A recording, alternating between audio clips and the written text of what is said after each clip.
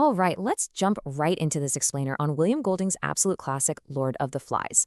If you're studying this text, you already know it is way more than just a survival story about kids stranded on an island. It is a totally terrifying mirror held up to human nature itself. Today, we're going to track the boys' thematic descent from perfectly civilized schoolboys into painted savages. We'll break down exactly how that descent happens, dig into Golding's specific language and structural choices, and figure out how to translate all of that into top marks for your exams. Our roadmap for this explainer is straightforward. We'll start with the initial rules of order, move into the allure of savagery, confront the beast within, witness the ultimate fall of innocence, and finally wrap up with some extremely practical tips for acing the exam. Let's get into it. Kicking things off with Part 1, Establishing Civilization and the Rules of Order. We're dropping right into Chapter 1, where these crash-landed schoolboys immediately try to recreate the structured adult world they just got torn away from. Now, right off the bat, it's absolutely crucial to view this entire island as an allegory. Think of it as a giant extended metaphor. From page 1, Golding uses language to show us that the boys are not just victims of a hostile environment, they are actually a threat to it. Take the word scar, for example. The text describes a violent scar smashed into the jungle by their crashing plane.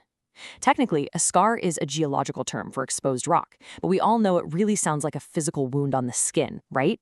It's almost a violent pun personified as attacking the jungle, and it perfectly represents the initial wound of human destruction in this untouched paradise. And notice how Golding initially leaves the characters unnamed? That's deliberate. It lets us absorb this universal message about humanity without getting distracted by specific identities right away. Almost immediately, we are hit with this intense ideological split between Ralph and Jack. Ralph is your dreamy optimist. He's 12, physically strong, and proclaims mildness with no devil. He's convinced they're just going to have some fun and get rescued. He's clinging to this romantic, almost Treasure Island view of the situation, making the signal fire his absolute top priority. Then you have Jack. He rocks up, marching his choir basically in step, wearing this golden cap, and he is obsessed with one thing. He wants an army. He becomes entirely single-minded about hunting and getting meat. You literally see them looking at each other, totally baffled, caught somewhere between love and hate. This deep division right at the start, that is the exact foundation for all the chaos that's about to unfold. Which brings us nicely to Section 2, the allure of savagery, painted faces, and fading rules.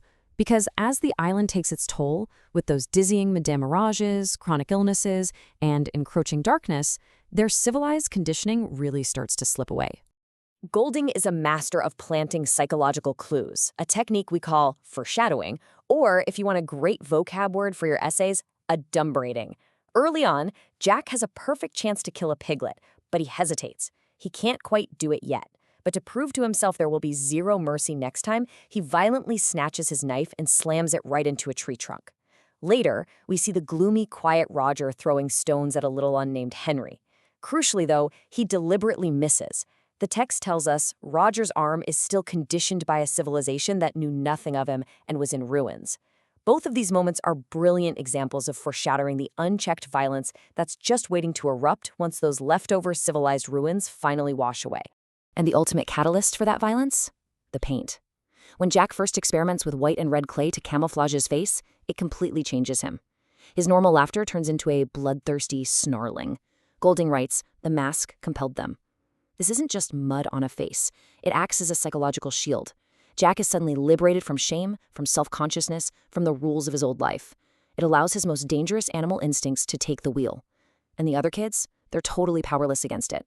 They stop being schoolboys playing a game and start assuming entirely new, savage identities.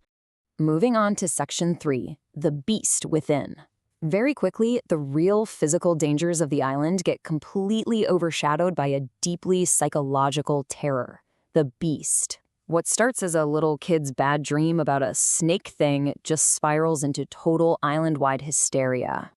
While everyone else is busy terrified of a literal snake, or a ghost, or some giant squid coming out of the ocean, it's the perceptive, quiet Simon who figures out the horrifying truth.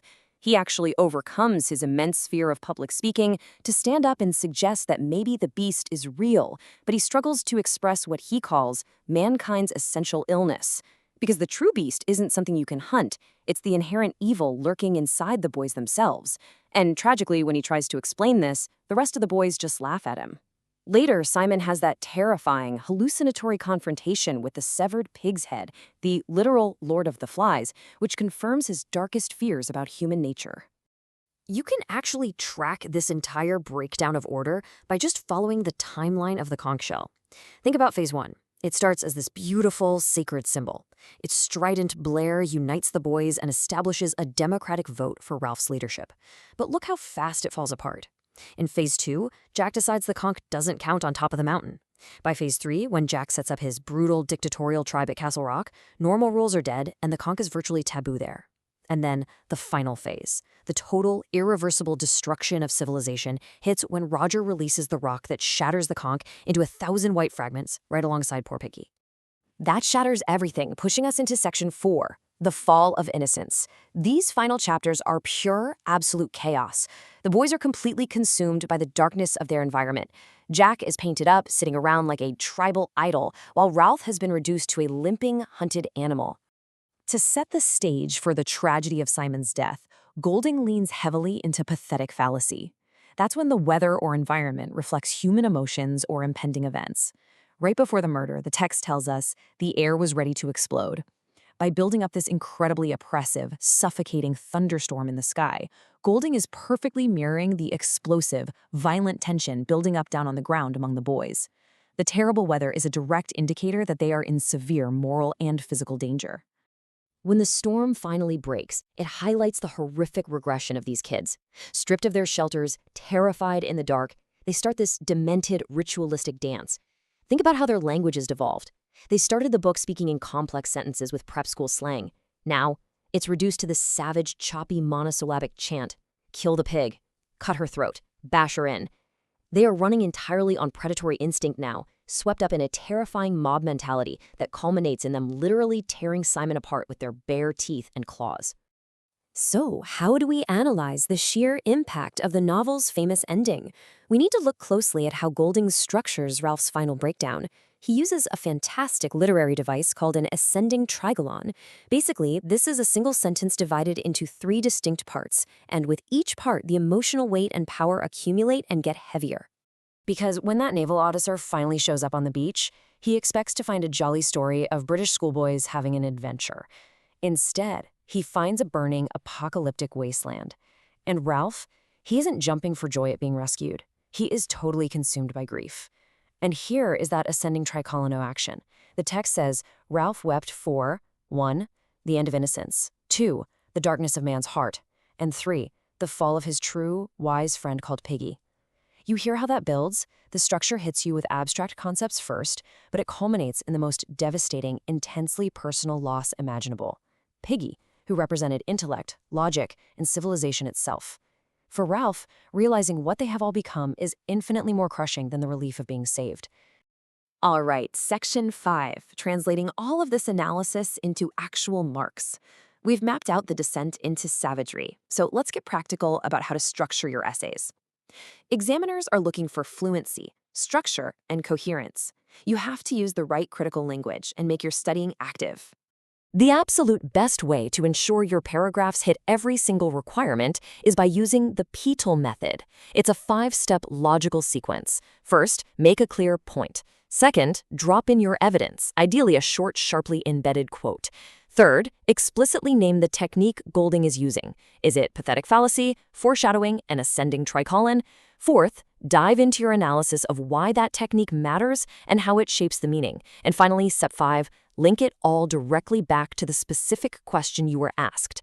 This keeps your writing completely laser-focused and stops you from rambling.